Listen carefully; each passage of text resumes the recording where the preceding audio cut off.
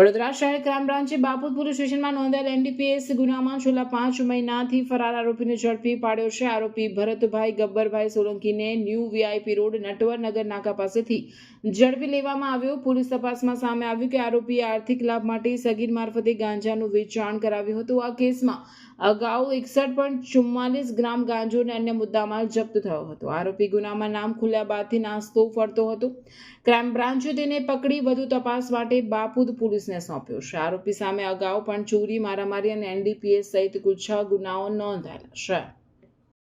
દર્શક મિત્રો, આવા જ લેટેસ્ટ અપડેટ અને સમાચાર જોવા માટે જોડાયેલા રહો ફેસબુક, ઇન્સ્ટાગ્રામ, યુટ્યુબ ચેનલ સાથે વિશ્વ ભારત ન્યૂઝ। દેશ વિદેશ તેમજ ગુજરાત રાજ્ય, જિલ્લા અને તાલુકા વિસ્તારના તમામ સમાચાર અને જાહેરાત માટે આજે જ સંપર્ક કરો। સામાજિક, ધાર્મિક પ્રસંગો, આકસ્મિક ઘટનાઓ અને ગેરકાનૂની પ્રવૃત્તિઓ તથા ભ્રષ્ટાચારની પોલ ખોલવા માટે સંપર્ક કરતા રહો।